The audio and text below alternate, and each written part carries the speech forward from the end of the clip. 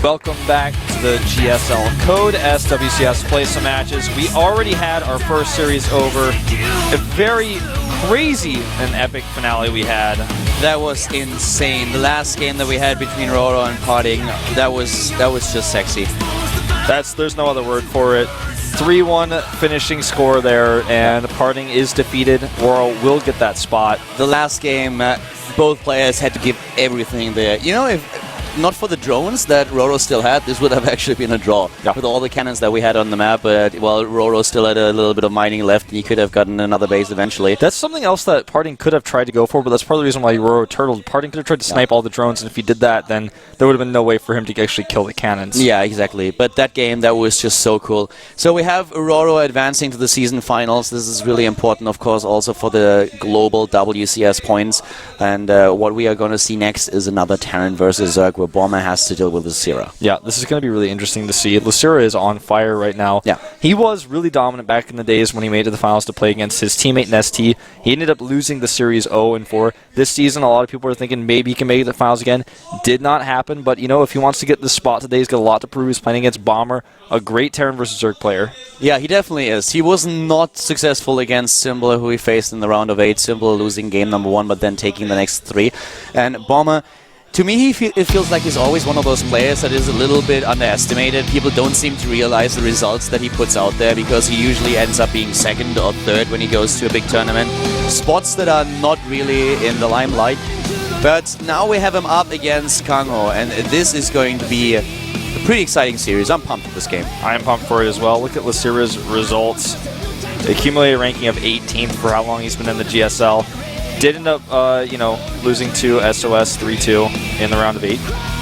And just look how good he is against Terran players. I mean, if you defeat Teja with a 2-1, then you take down GOMTV twice. That says a lot about your skills in a matchup. Yeah. GOMTV, definitely a strong opponent. We saw him earlier today as well. Yeah, that was really interesting. I mean, guys, if you want to check out those games, definitely make sure that you jump on GOMTV.net and have a look at the VODs of Code 8 today. The 3rd round was insane. We had really interesting results there as well. And here's, of course, Bomber, the Startail Terran player. Bomber fell out of the GSL for quite some time, came back in, and has been looking strong overall, 32nd in points. And, you know, he's made a name for himself already. He's definitely kind of like the flagship player for Startail. He's the most known. And he's made a name for himself, but he wants to go to that Grand Finals. I feel with Bomber and his, like, how much he's known in the foreign community, it has taken a bit of a turn. At the beginning, he was one of the first Koreans that came over to Europe and to America to play tournaments. And back then, he was actually a little bit overhyped. But then when he came back to Korea and didn't really show the results in the GSL that everyone expected him to show, he suddenly fell off the grid a little bit, and people don't seem to realize that he's still such a solid player. Everyone expects him to be good, but it seems like nobody really expects great things from him anyway. Yeah, I can agree with you on that. Yeah, it's pretty hard to explain, but Yeah, I mean, I have a similar feeling about this. Well, if you look, you can see again on the map stats, KangHo has never played on the first map, Star Station, GSL televised matches. Bomber, on the other hand, has a 3-0 map win rate. 2 of those wins are against Zerg. You can see Daybreak has the most results by far for both players. It's the most commonly played map in all of the GSL. This is going to be such a cool game, especially since we had Bomber preparing for a Zerg opponent already in the last round, in the round of 8. And he wants, of course, to take one of those spots that goes straight to the season final here at WCS. Same is true for KangHo. These are 2 of my favorite players that we're going to watch now. They are just both so playful as well. Bomber oftentimes looks really serious, but definitely can show a lighter side, as Lucira is showing right now. The awesome thing about Bomber is just his work ethic. This guy is working his ass off in the team house. He's practicing with everyone. He's really the backbone of Startail, I feel. And on the other hand, you have Lucira, a player with so much history, such a nice guy, and also so skilled. It was so epic to see him go back into Code S and then doing well. I love both of these guys, and I want both of them to do well, but today it can be only one. Yep, can only be one. Best of 5 coming at us right now. Star Station, as said before, Lucira has never played on this map before. In Code S, when you lose, you pick the map, so obviously we'd like to avoid maps you're not familiar on. And we are jumping into game number 1 right now here at the GSL Code S, the WCS placement matches. Bomber versus KangHo with Colin Wolf.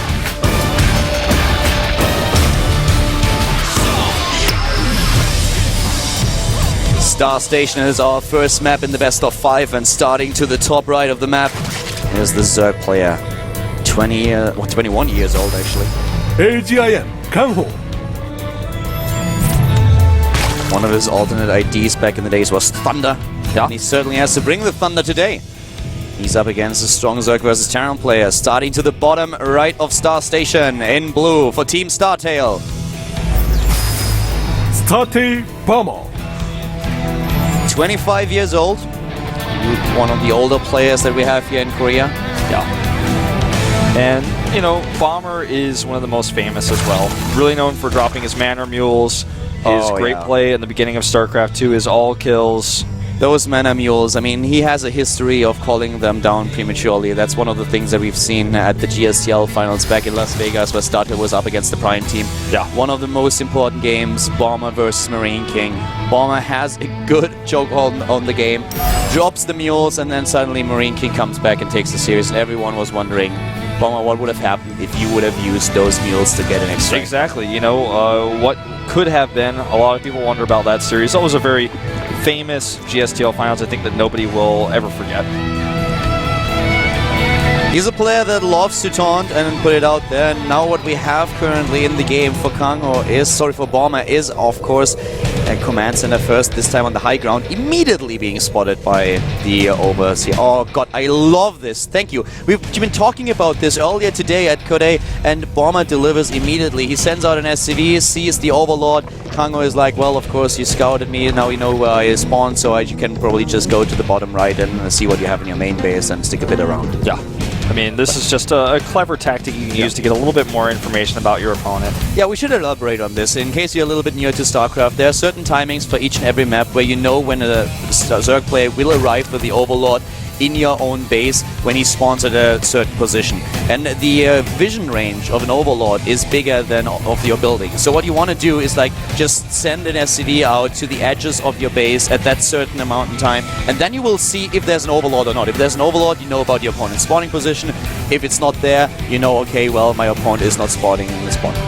By the way, we have something insane happening right now, Color. This is like the most confident player in the world. He just shows the third command center of the Overlord. He's like, yeah, anyways, I'm going for a really risky third command center, and I'll show it to you. You want to see it? I'm telling you, I'm not joking. It's right here. He actually just shows the command center right in his face.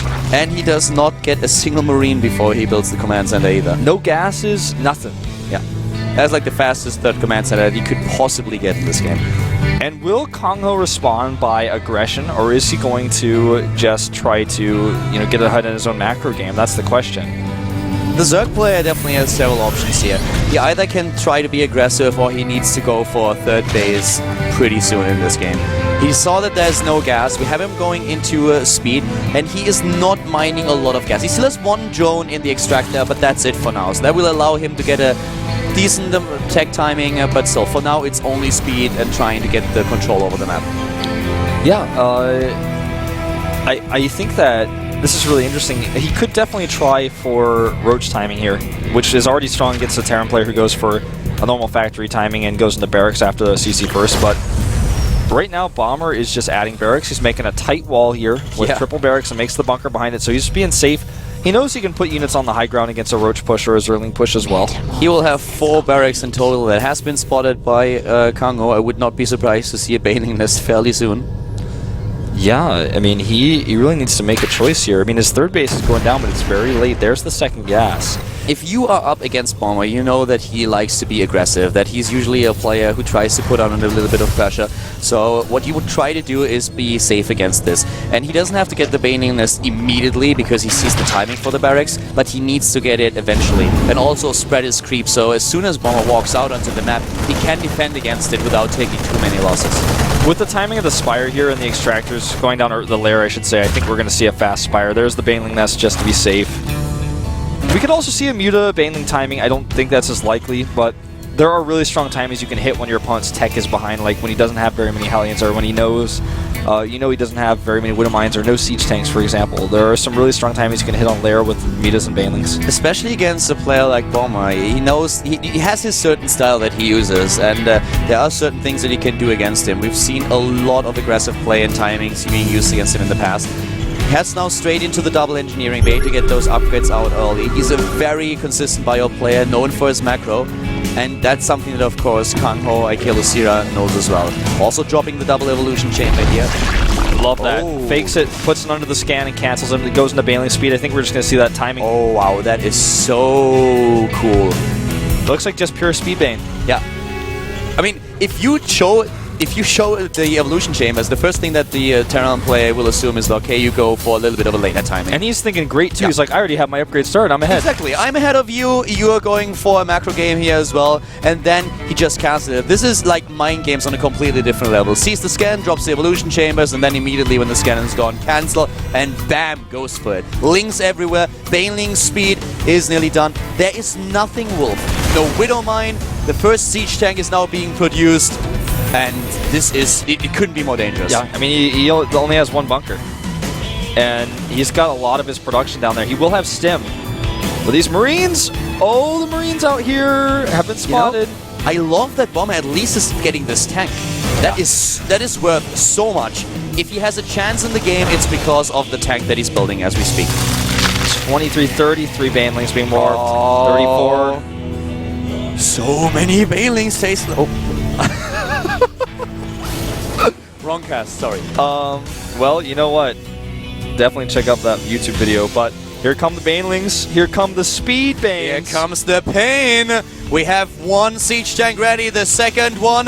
Will it finish? Here comes the shot. The tank on the high ground. He needs to focus. He needs to target. He gets the shot in, but the banelings, they are everywhere. And he's in the main base. He can just target the siege tank. No raise on the depot even. That was a really good shot though. And the siege tank is now down. Another one is coming in. He takes it down with the links, trying to save those banelings for the rest of the Marines. Yep, the banelings here coming down the ramp, but a good split, and there's a bunker too. This is a dance of death, and both of them are dancing it right now, with KangHo getting the better results, taking down a lot of these SCVs. He still has links in position, taking down the last few Marines. He's killed all the Marines, so there's only SCVs left to fight. A few Marines coming out, but it's way too late. He's morphing the banelings right under the nose of Bomber now. And it looks like KangHo has done it in game number 1. Too much damage done here. That bunker will never complete. The siege tank is going to die in seconds here. Next wave of Zerlings. Mind gaming Bomber, and it works. The banelings in the main base. This is Bomber losing game number 1. KangHo is everywhere, taking down more and more harvesters. The next wave of links is already being produced. Bomber is trying to hold on, but he can't. GG. And mind games are where it's at sometimes. You know, you make those evolution chambers under scan, cancel them, and you throw your opponent off. He knows that Bomber went for a really, really risky build, and the Bomber's like, wow, okay, I have the better upgrades, I'm actually ahead, but no, it's just a trick. Yeah. More, if he would have known, if he would have seen anything, he wouldn't have put down the command center at the third base, he would have built additional bunkers, he would have positioned the siege tanks a little bit differently, but as it is, he was completely surprised. If 33 banelings are just running into your third and natural, and you only have one tank, you're like, whoop, whoop, whoop, I guess I'm gonna lose. Exactly, and that's what we just watched. Daybreak now a map both players are a little bit more familiar with. Daybreak is going to be great after we already had the start into the best of 5 series with the first map here, Star Station. That was something. KangHo with a mind game against Bomber, and the Terran player falls for it completely. Yeah, that was excellent. Very, very tricky. And, you know, at this point in time, Bomber has to be feeling a little bit flustered. You know, when you get tricked like that, it gets into your head a little bit. He's definitely not going to play as greedy in game number 2 as he did in game number 1. Well, it's Bomber, you know? Well, okay. The guy has so much experience. I feel that he can shake off a loss like this quite easily, especially heading into a map like Daybreak now. Well, hopefully, for his sake, he definitely can. This is going to be... This is obviously a really important series for him, and losing 2 games in a row, if he can't hold himself together here, is going to put himself into an even deeper mindset of, hey, I'm really in trouble here. We are heading into game number 2 right away. It's KangHo versus Bomber, the GSL code as the WCS placement matches with Colin Wolf.